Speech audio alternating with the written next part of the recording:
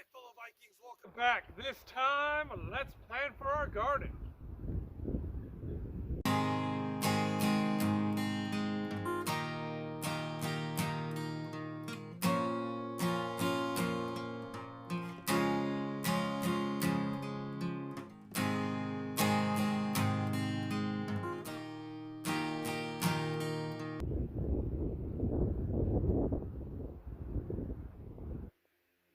I'm really sorry about this wind noise and the fact that it's hard to hear me.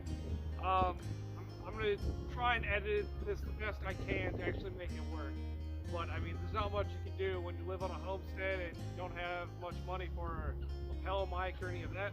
I mean, life's more important than a new microphone. Or say 8 microphones in general.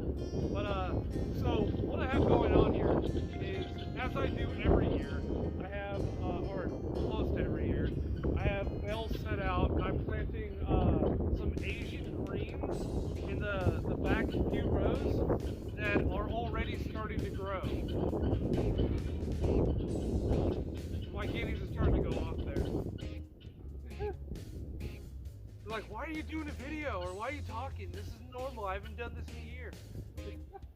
But, yeah, so, first year of getting your straw or hay bales, they're going to be really good for, like, tomatoes, lettuces, anything that's a good rooting crop. Then I'll transfer it into my main bed and let it decompose. I'm going to show you, here, check this out. This is pretty cool. As you can see, the soil breaks down, right? Or say the straw breaks down into soil, right? Over time. Like you can see the newer bales, the older bales, and then just dirt, because I mean they break down beautifully. And that dirt is good for like your root vegetables. There's no rocks in it, obviously, because the bales didn't have rocks in it. There's no clay in it. But I have radishes that are growing in it right now. Even though this is the beginning of spring and it's frost and it's cold right now, like we're at sitting about 45 degrees right now, and at nighttime we're still at like 31, 32, 33, right around there. I've already got my Asian greens in because they're very cold hardy. Actually, I grew some of this yellow heart bok choy all winter long, right? And the seeds, or the flowers that you see right here, these guys are the yellow heart bok choy going to seed for me, so that this fall I can plant it again. We have, what is it, okra. We're going crazy with okra this year. I'm going to plant out by our first pond right here that I dug. I'm going to plant out a whole bunch of okra right there. Where I planted the peppers last year, I'm going to be putting corn. Hopefully we get plenty of corn. My neighbors have been asking for a couple of years for corn, so I'm going to try and get them some corn this year. But last year we had enough ears of corn that I was able to set them aside for seed for this year. And I've been doing that each year, like quadrupling exponentially our amount of corn that we have saved for seed itself.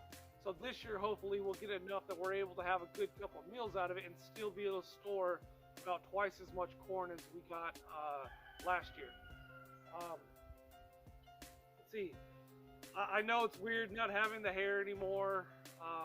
If you guys want to hear what happened, write down below, you know, in the description or whatever, that you want me to tell you what happened with my hair. I am growing it back. It was drastically shorter, like it was only like that long, but yeah, it's growing back. As you can see, it's starting to come out. You know, the comfrey's doing freaking fantastic. That's what I feed all of my plants so that I do even better. Unfortunately, with the frost, everything, we lost our first set of cucumbers, so I need to order more cucumber seeds, or I should say more of my Gagan cucumber seeds. They're really large purple, and this is not a joke, they're about that big around. They're about as round as a football, right, and about 16 inches in length. They are amazing cucumbers. They're great for storing. They're hamburger-sized pickles if you make pickle chips out of them. They're fantastic. Oh, I forgot to mention, we're also growing asparagus. Like, this stuff is amazing.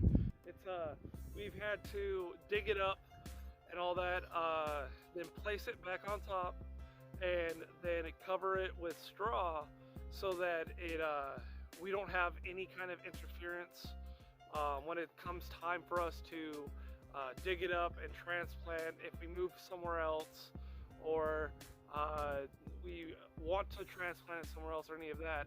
I don't know if you saw way back a long time ago when I built this asparagus bed, I threw a bunch of sticks and logs and whatever else I had, just threw it in the bed, so it filled up the bulk of it, and it would hold its shape, and it would be strong and good for the asparagus, and nutritional, you know, so that they can get all the nutrients they need at as little cost to me as possible.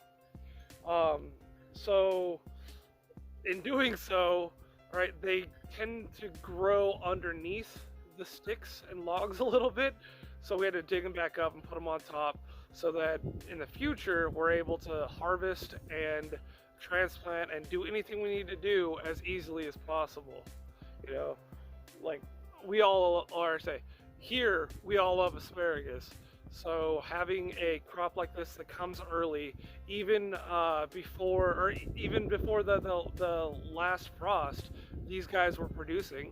You know, it's still too young for us to eat. We're not gonna be able to eat it for another year or two because we transplanted it, but I mean, it's thriving, it's taking off, it's doing wonderfully. So here in the future we'll be able to have a crop that we can eat or sell or whatever we want to do with it. We're probably going to eat it, I'm not going to lie. We're probably just going to eat it, preserve it, and keep it for the future, and eat it and eat it and eat it because it's delicious.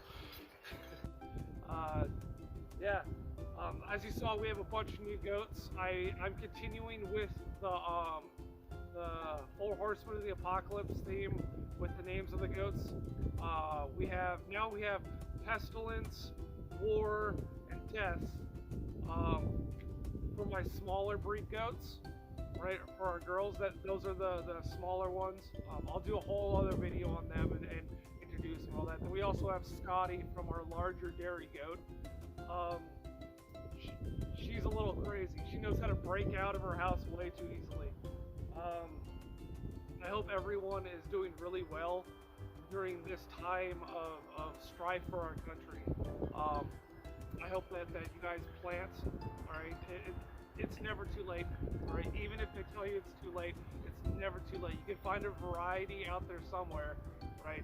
That even if you have to grow it inside, at least that's something more than you would have had anyways, and it really helps. I mean, if it wasn't for the fact that I discovered I found, what's a good word? If it wasn't for the fact that we went to Baker's Creek last year and we saw a talk about Asian greens, I would never have known that I could actually grow greens outside just normally, you know, even in the middle of winter. And it didn't produce very much. We had like 4 plants of it, right, that were doing well, and that's what I'm taking seeds from. But it was enough for us to have a small salad in the middle of winter. Like, snow's on the ground, and I'm having a salad that I just plucked outside. Okay, so depending on where you're at, right, you can grow almost anything, right? It's just, are you doctoring the climate area for your plants for what it wants? You can grow herbs inside all year round, right? And that's just a few dollars off from the grocery store. You can grow your tomatoes if you really want tomatoes, but remember, always grow either what's cheaper for you to grow at home than to buy at the store, or it's going to be better for you physically and nutritionally, right? But I don't really have much to say. I'm just rambling on to fill time and be out here doing a video because my nephew keeps on asking me to do videos. Yeah, there's a lot that's been going on here, so I've got a few things to show you coming up.